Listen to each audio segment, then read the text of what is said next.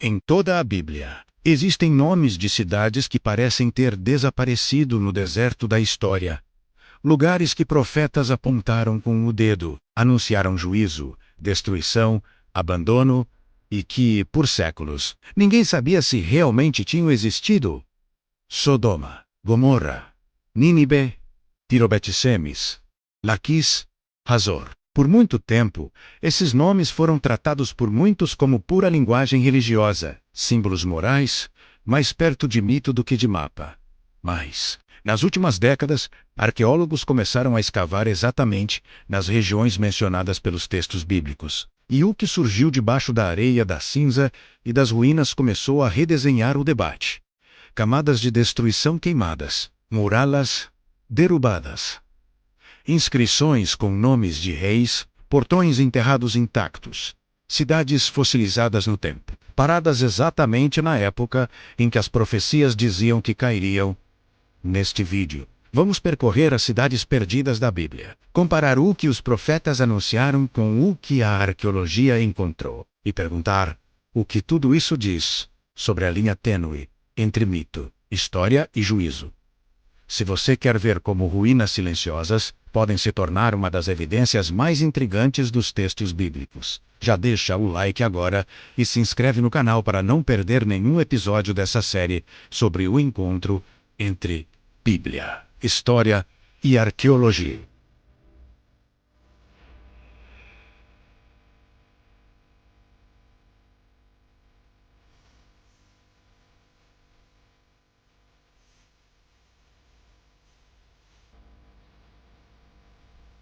Existem cidades que a Bíblia descreveu com tamanha precisão, sua grandeza, seu pecado, sua queda, que por séculos o mundo ocidental as tratou como metáforas, até que as pás começaram a escavar. Um tel, do árabe para colina, é o que sobra de uma cidade quando o tempo termina com ela. Cada centímetro de profundidade é um século. Cada fragmento de cerâmica é uma vida que existiu de verdade. As cidades que vamos visitar hoje foram capitais de impérios, centros de comércio, lugares onde decisões mudaram o curso da história conhecida, e a Bíblia disse, sobre cada uma delas, o que iria acontecer.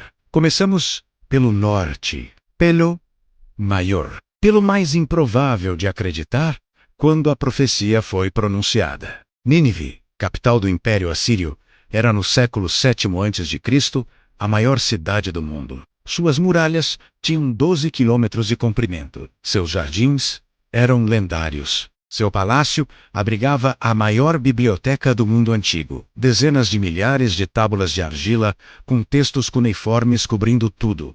De astronomia à épica literária. Os assírios não eram apenas construtores. Eram o poder militar mais temido do mundo antigo. Deportavam populações inteiras. Destruíam cidades que resistiam. Cobravam tributos de impérios que nunca chegaram perto de suas fronteiras. E foi nesse contexto, quando Nínive estava no auge absoluto do seu poder, que o profeta Naum escreveu palavras que qualquer habitante de Nínive consideraria delirantes. Naum disse: Nínive será destruída completamente, será feita como água que passa. Suas muralhas serão abertas, fogo a consumirá. Ela se tornará um lugar vazio.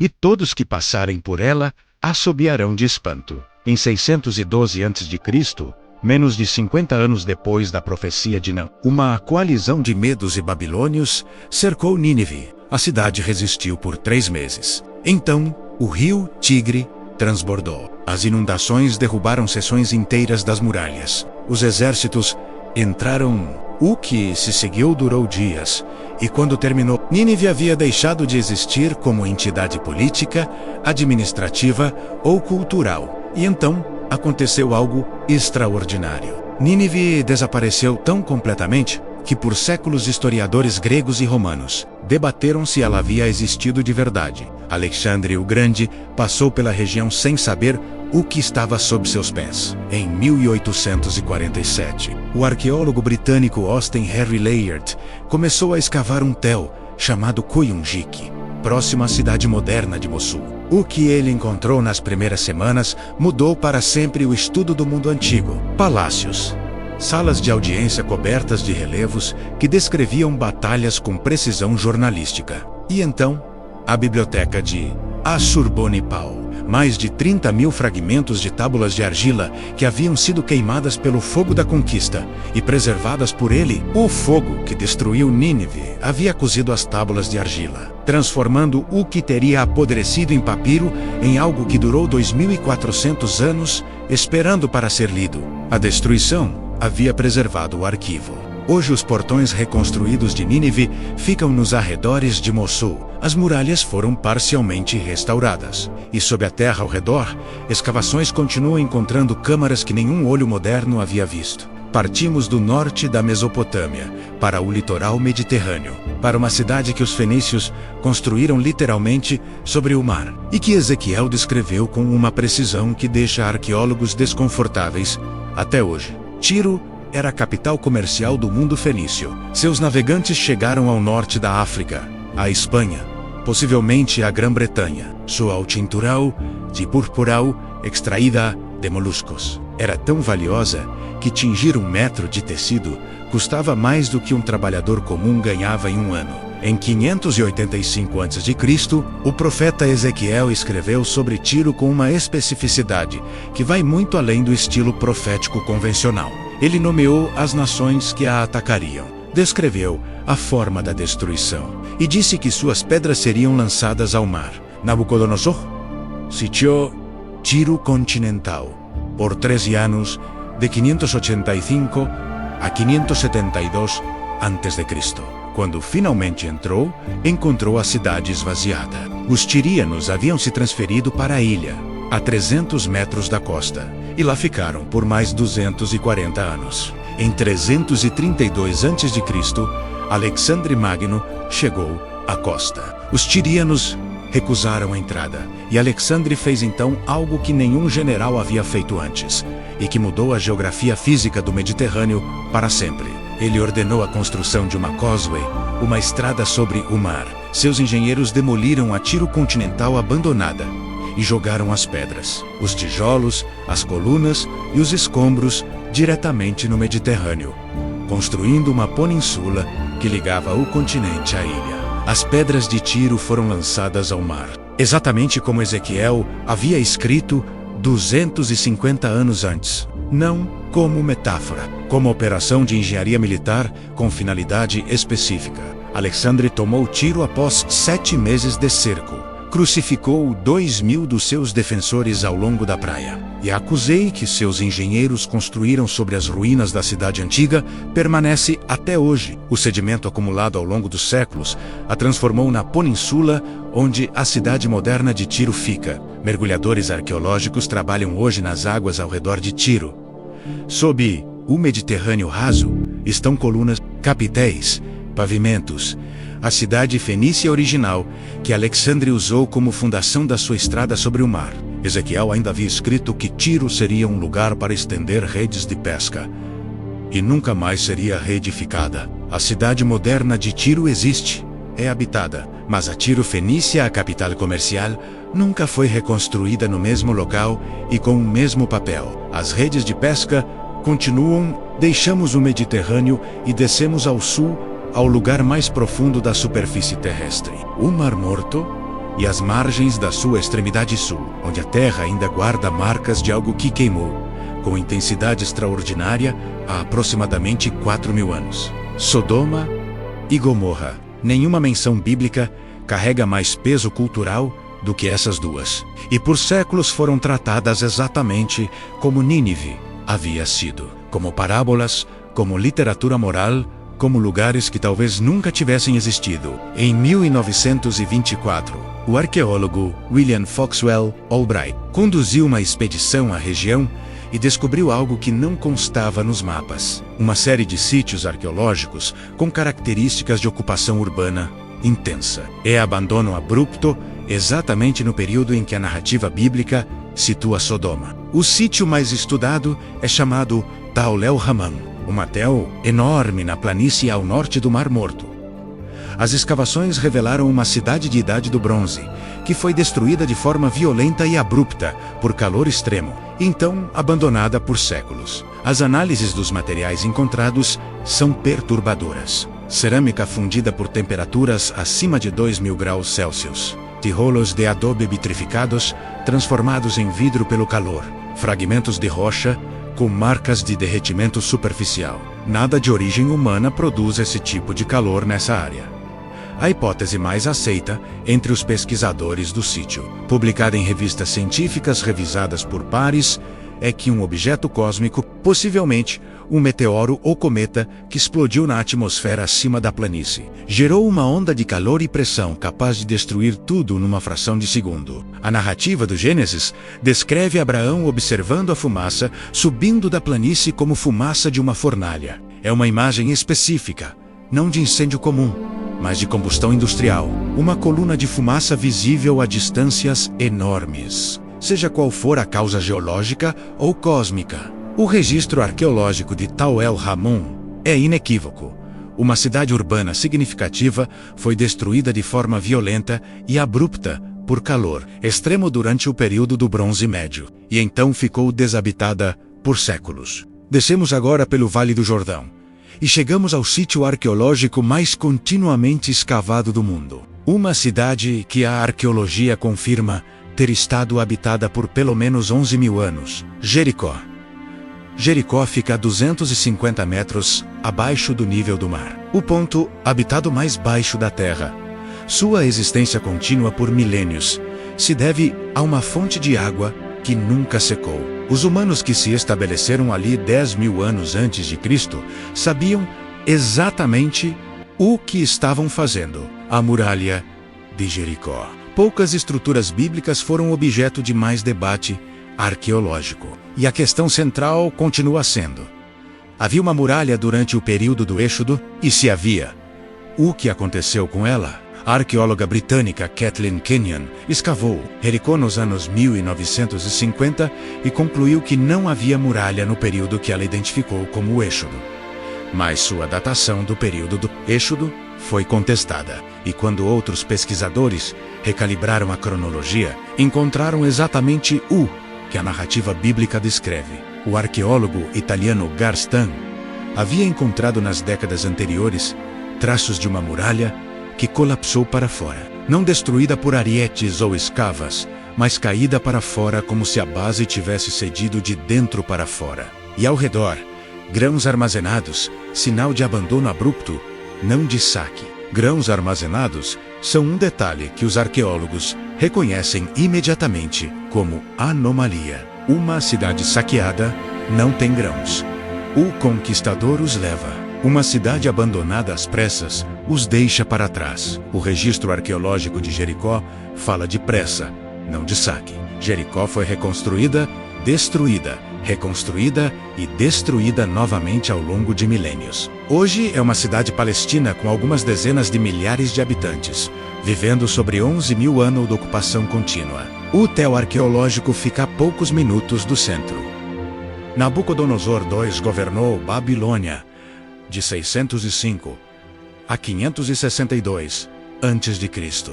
Sob seu reinado, a cidade se tornou a maior do mundo. 184 quilômetros quadrados de área urbana, protegidos por muralhas duplas com fosso, torres a cada 20 metros e um sistema de portões que os gregos posteriores classificariam entre as maravilhas do mundo. Isaías escreveu sobre Babilônia aproximadamente um século e meio antes que ela atingisse seu apogeu. E o que ele escreveu era tão específico que estudiosos por séculos argumentaram que deveria ter sido escrito depois, porque ninguém poderia ter previsto aquilo. Isaías disse que Babilônia seria como Sodoma e Gomorra na destruição de Deus, que nunca mais seria habitada de geração em geração, que árabes não acampariam ali, que pastores não descansariam seus rebanhos, que seria habitada apenas por criaturas do deserto e aves noturnas. Babilônia caiu para os persas de Ciro em 539 a.C. Sem batalha, de acordo com o registro do próprio Nabônido, os persas desviaram o Eufrates e entraram pela calha do rio. A cidade foi tomada, enquanto a corte celebrava uma festa. Ciro entrou em Babilônia como libertador não como conquistador. Respeitou os templos, libertou os povos deportados, incluindo os judeus, e a cidade continuou habitada por séculos. O que levou ao abandono foi mais gradual e mais humilhante do que uma conquista. Alexandre a amou tanto que planejou Fascla, capital do seu império. Morreu antes de fazê-lo. Os Seleucidas que vieram depois preferiram Seleucia, a poucos quilômetros, e Babilônia perdeu suas razões de existir, uma após outra, ao longo de séculos. No século II da era cristã, Babilônia ainda tinha habitantes, principalmente ao redor do Templo de Bel. No século VI, estava completamente vazia, e por mais de 1000 anos, serviu exatamente ao que Isaías havia descrito: abrigo de animais selvagens e pedreira de tijolo para as cidades ao redor. Hoje, o sítio arqueológico de Babilônia fica no Iraque, próximo à cidade de Al-Hila. O portão de Ishtar, original, está no Museu de Pérgamo, em Berlim. Desmontado e transportado pelos alemães no início do século XX, que está no sítio, são reconstruções. Há uma ironia pesada nisso. A cidade mais grandiosa do mundo antigo tem sua maior peça mais reconhecível, exposta a milhares de quilômetros de onde foi construída, e o que sobrou no local da cidade propriamente dita, em grande parte, ainda está por ser escavado. Da Babilônia dos Impérios, há uma última cidade que precisamos visitar. Uma que não foi destruída por conquista, nem por fogo, nem por abandono político. Cafarnaum, uma aldeia de pescadores à beira do mar da Galileia, que entrou na narrativa do Novo Testamento como palco de uma concentração extraordinária de eventos. Cafarnaum foi a base operacional do ministério de Jesus de Nazaré na Galileia. O Evangelho de Mateus a chama de sua própria cidade. Ali viviam Pedro e André, Tiago e João. Era uma aldeia de trabalho, não de elite, com uma sinagoga que sugere uma comunidade com recursos suficientes para a construção permanente. O Evangelho de Mateus registra algo incomum. Jesus pronunciou um julgamento sobre Cafarnaum. Disse que ela seria exaltada até o céu e derribada até o Hades, e que se os milagres feitos ali tivessem sido feitos em Sodoma, Sodoma existiria até hoje. Cafarnaum desapareceu gradualmente após o século VII. As guerras, as mudanças de rota comercial e o declínio da população judaica na região esvaziaram a aldeia, e então ela foi literalmente esquecida, até que exploradores europeus do século XIX começaram a identificar o sítio. O que os arqueólogos encontraram em Cafarnaum é uma das coincidências mais perturbadoras de toda a arqueologia bíblica. Sob a Basílica Octogonal do século V, construída por cristãos que identificaram o local como sagrado, havia uma casa de basalto negro que apresentava marcas de ocupação religiosa incomuns para uma residência privada. As paredes haviam sido revestidas de reboco, incomum para casas de pescadores de basalto. Grafites em grego, aramaico e siríaco, com nomes e invocações religiosas, cobriam o reboco.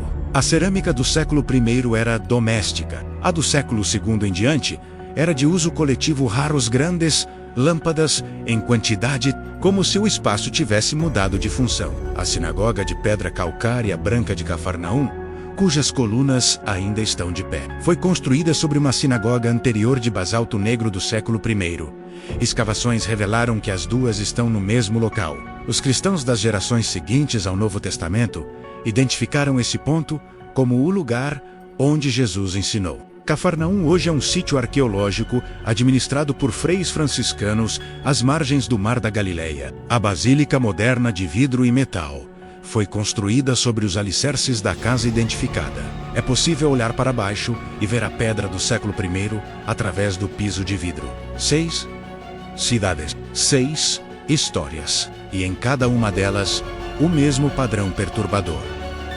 O texto bíblico descreve algo específico. A arqueologia encontra o registro físico do que foi descrito, e a historiografia convencional precisa se recalibrar. Isso não resolve debates teológicos. Não é possível escavar uma prova de fé.